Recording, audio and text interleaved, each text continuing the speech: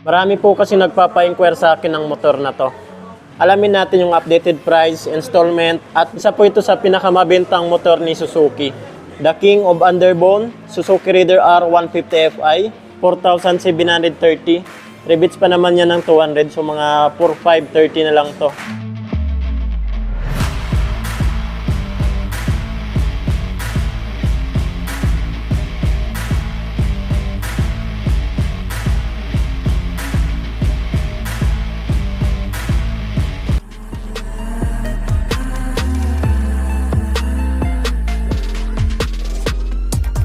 What's up mga idol, Chris Ride Motovlog nga po pala. For today's, nandito ngayon tayo sa Viajero Motor Sale, Alabel Branch, Sarangani Province. Meron po tayo dito ang Suzuki Raider R150 Fi. Grabe, napakatindi po talaga ng motor na to. Alamin natin yung updated price, installment, at bigyan natin ng quick review. Bakit Suzuki Raider R150 Fi pa rin yung kukunin nating motor? Marami po kasi nagpapa-inquire sa akin ng motor na to. Isa po ito sa pinakamabentang motor ni Suzuki. Ito pa rin yung nangungunang motor pagdating sa underbone 150cc na category. Pagdating po kasi sa tindig, sa handling, talagang swak na swak to sa ating mga Pinoy. So ito po yung rugged edition, naka matte gray, glossy black, at meron po sang napakalupit na decals na kulay blue dito na faded. At yung kulay ng kanyang mugs, naka metallic blue. Ayan o, napaka-astig mga idol. Isa po ito sa pinakamabintang kulay. Alamin po muna natin yung price, tsaka installment update po nila dito. So dito pa rin tayo nag-inquire sa Viajero Motor Sale, Alabel Branch, Sarangani Province. Pagdating po sa cash price po nila dito, ayan, cash price, 120,000. So yan na po yung updated cash price nila dito, 120,000 mga idol. Suzuki Raider R150 Fi, rugged edition. Combination po yan ng matte gray, tapos glossy black, at faded na decals na kulay blue. Pagdating naman po sa installment, down payment po nito ay 22,000. So yan po yung down payment po nila dito, 22,000. 6 months, 18,520. Sa 9 months, 12,925. Sa 12 months, 1 year ay 10,146. Sa 18 months, 7,389. Sa 24 months, 2 years ay 6,035 pesos. 30 months naman po nito ay 5,242. Sa 3 years, 36 months ay 4,730. So rebates pa po yan ng 200 pesos. So ito magiging 4,530 na lang to. Kasi rebates pa man ng 200 pesos kung maaga po tayo magbayad. And then sa mga freebies, free helmet, jersey, TPL insurance, at 3 years LTO registration. Sa 3 years nyo po dito, 4,730. Rebates pa naman yan ng 200, so mga 4,530 na lang to. So bakit nga ba Raider R150 Fi pa rin yung kukunin yung motor? Unang-una po kasi dyan, pagdating sa looks, napaka-sporty, compact, at napakabilis talaga ng motor na to. So ito naman po yung headlight niya. Meron po sa ditong DRL na maliit. Ayan. Ito po yung pinakagusto kong color combination pagdating sa Raider 150 Fi. Ganito pa rin po yung design niya. Mas maganda lang po talaga yung color combination na itong gray. Tapos glossy black. Napakaangas mga idol. High beam, low beam. Naka-LED na po yan. Pagdating naman sa signal light niya dito sa side, naka-bulb type pa rin po yan. Halogen bulb. And then ito po ay gumagamit po ng fuel injection, napakatipid po nito sa gas. May decals din po sa dito na faded na blue and then color gray. Nakalagay naman po dito Hyper Underbone, glossy black naman po dito. Sa suspension naman po nito sa harapan, naka-telescopic. Pero maganda po dyan, naka-Showa brand pa rin po yan. Ayan o, Showa brand pa rin po yan. Naman po yung front fender niya, naka-glossy black at napakaganda, napakapulido ng pagkaka-design niya.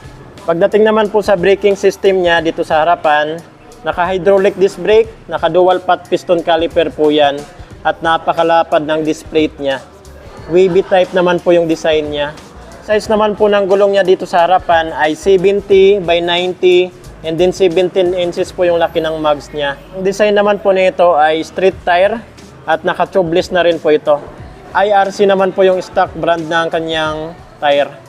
Pagdating naman po sa makina, naka 4-stroke, 4-valve, dual overhead cam, at ang cooling system po nito mga idol ay liquid cooled. So ito po yung radiator niya. Nilalagyan po yan ng coolant. para hindi mag-overheat yung motor natin kahit long distance natin mga idol. Okay na okay po talaga yung Raider R150 Fi natin ngayon. Matipid sa gas at naka-liquid cooled na rin po ito. Yung mga wala naman sa makina nito na meron sa Winner X tapos sa Sniper 155, wala po itong assist and sleeper clutch at wala rin po itong ABS or anti-lock braking system, yung sa braking system niya. Pero napakalupit pa rin ang motor na to. Still number 1 sa market. Hyper underbone. Raider R150 Fi po yan. Number 1. King of underbone. Mako naman po tayo dito sa tail light tsaka brake light niya. Pag tiningnan natin sa side, medyo patulis din po siya. At ito po yung grab bar niya. So hindi po sa metal, plastic po sa mga idol. Ayan, rubberized din po siya. Halogen bulb pa rin po yung tail light, brake light tsaka signal light niya. Pero maganda kasi yung signal light niya nakakabit pa rin dito sa tail light tsaka brake light niya. Hindi pa rin siya nakahiwalay. Mas gusto ko yung ganitong design. Ito naman po yung back fender niya, naka matte black. At ito naman po yung lagayan natin ng plate. May palikpik pa siya dito para sa mga talsik ng dumi. Ito naman po yung design ng decals niya dito sa side niya, napakaganda. Faded po siya na blue, black, tsaka gray. Ito po yung rugged edition na matte gray. Napakaganda talaga mga idol ng color combination nito. Ito naman po yung design ng kanyang muffler. Metal po siya lahat, kahit yung heat guard, tapos yung cover niya dito, metal po siya. Sa suspension naman po nito sa likuran, naka-monoshock po yan at naka-Showa brand pa rin po yan mga idol. Sa braking system niya, hydraulic disc brake, single pot piston caliper. Pagdating naman po sa size ng gulong niya, by 90 and then 17 inches naman po yung laki ng mags niya. Maganda pa dito kasi naka-tubeless, tapos naka-street tire, yung design ng kanyang tire. So ang size po pala ng sprocket niya dito sa likuran ay 38 teeth. So 38 teeth, high speed po yan. Ayan o, high speed. So ito, stock lang po ito, yung makina, yung tire, umaabot po ng 155 km per hour. Ganun po sa kalakas at kabilis itong motor na to. So dito naman po tayo nagsishift ng gear. Naka 6-speed manual transmission. So 1 down and then 5 up. So yun po yung shifting niya. So dito naman po tayo sa handlebar niya mga idol. Sa handling nito, aggressive po talaga yung handling nito mga idol. Kasi pa-superman po talaga yung design niya. Pasubsob. Ito naman po yung clutch natin. Sa mga buttons naman, ito yung switch ng ilaw. So may switch pa yung ilaw natin. Pwede natin i-off yung headlight natin. High beam, low beam, turn signal light. Dito naman sa pinakababa yung horn niya. Sa right side, nandito naman po yung electric start niya. Yan, tingnan naman natin kung may kickstart pa to. Yun, napakalupit kasi may kickstart pa rin yan. So yan sa importante sa motor. Sa instrument panel gauge, naka fully digital na rin po ito. Maganda kasi napaka-detalyado, tapos naka fully digital pa rin, napakaganda. Sa ignition, naka-disusi pa rin po ito. Ayan o. So ito po yung design niya. Dito naman parte, meron po sa ditong compartment na maliit. Ayan o. Meron po siyang compartment dito na maliit. Nabubuksan po ito. Wala lang kasi tayong susi. Compact po talaga yung datingan niya. Napaka-sexy ng motor na to. So ito naman po yung design ng kanyang upuan. Malambot. Tapos isang dangkal po yung lapad niya. Ayan o.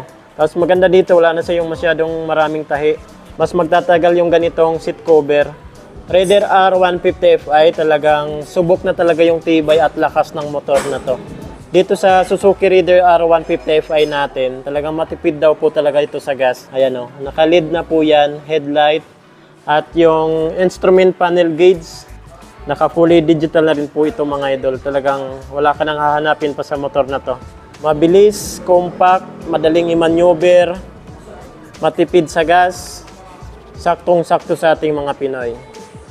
So ayan, sa mga naghahanap ng Suzuki Raider R150 Fi, available po dito sa Viajero Motor Sale, Alabel Branch, Sarangani Province. So ayan, kung may mga ipapa-inquire pa po kayo sa akin na motor, comment nyo na lang po sa comment section ng ating video.